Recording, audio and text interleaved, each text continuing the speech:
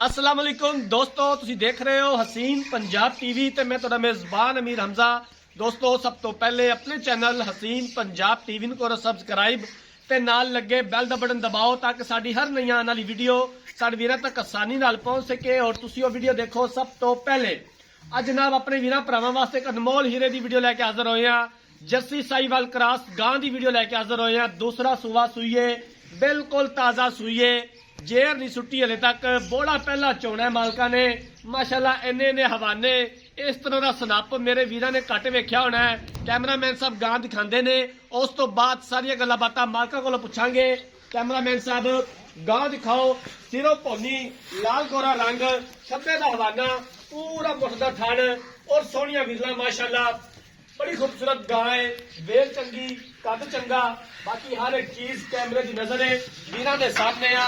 दूसरा सूआ सूईए, बिल्कुल ताजा सूईए। बाकी मालका दे कोलों पुछांगे कि पिछले सूबे दुध दा की रिकॉर्ड है, इस सूबे सानू की गारंटियां देंदे ने, की प्यार मुहब्बत वाली डिमांड करते ने। वच्छी दी है और वच्छी भी माशाल्लाह सेम अपनी मां रंगी है, बड़ी खूबसूरत वच्छी है पिछे। बाकी हर एक चीज कैमरे के सामने आ, वीरां दे सामने आ। वीडियो को लाइक ते शेयर जरूर करना है, ये साडी खसूसी रिक्वेस्ट है। अपने वीरां वास्ते मेहनत करी दी है, कोशिश करी दी है कि अच्छे तो अच्छा जानवर अपने वीरां भरावां नूं दिखा सकीए। बाकी लैने देने मुकद्दर ने, जेडे मेरे वीरां भरावां ने चैनल नूं सबसक्राइब नहीं किया, साडी खसूसी रिक्वेस्ट है कि चैनल नूं सबसक्राइब जरूर करना है, वीडियो को लाइक ते शेयर करना है। आरफ वाला इस गांव की लोकेशन है। आरफ वाले तो 18 तो 19 किलोमीटर के फासले से एक गांव खलोती है। जस्सी तो साहिवाल का क्रॉस है।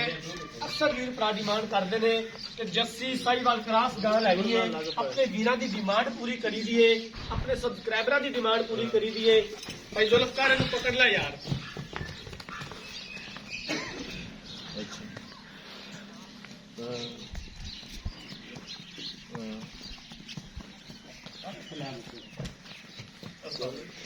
कैमरामैन साहब अच्छे तरीके दे नाल जानवर दिखाना है, दिखावन दे विच कोई कमी बेशी ना रहे।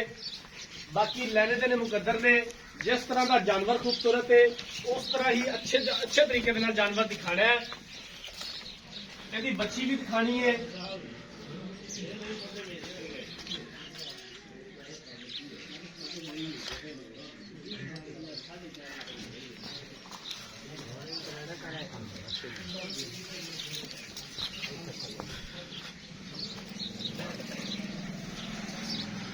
माशाल्लाह थन बड़ा खूबसूरत लग्या होया गां नूं, पूरा मुठ दा थन है और सोहनिया विरला ने मोटा थन लग्या होया है। आ पिछे वच्छी है जी, सेम अपनी मां रंगी है।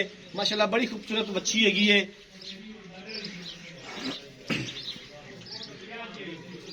गां देख ली है, मालका नूं बुलाने आ ते मालका दे कोलों सारी गलबात पुछ लैने आ। इत्थे आ जाओ भाई जान। अस्सलाम वालेकुम जी। भाई जुल्फकार की हाल है, तबीयत से ठीक है? गां जी कैमरामैन साहब ने दिखाई है, जी दिखा रहे ने, किनवा सूआ सूई है ते सूई नूं कितनी देर हो गई है? ये जी दूसरा सूबा सूई है ते सूई नूं 1 घंटा होया। 1 घंटा हो गया सूई नूं। ये अड्डे गां ने कोनी पाई जी, ठीक हो गया। पिछले सूबे का दुध का की रिकॉर्ड सी, कितना कोई दुध करती रही है? ये जी पिछले सूबे 20 तू 32 किलो तक भी गई है, 28 किलो तक भी बच्चे नूं छड्डदे सी। पहलियां चोया पिछे एंड ते 30-32 किलो चोंदे रहे अंदर। ऐ सूबे हुण गां सू पई है, सानू कितना दुध चवा दोगे? इस सूबे अल्लाह दे हुक्म नाल गां अपनी घटो घट भी 35 लीटर नहीं तो 33-32 आम करसी। सानू 30 लीटर दुध चवा दोगे? गारंटी है अपनी जी, गारंटी नाल चवा सन जी, ठीक हो गया।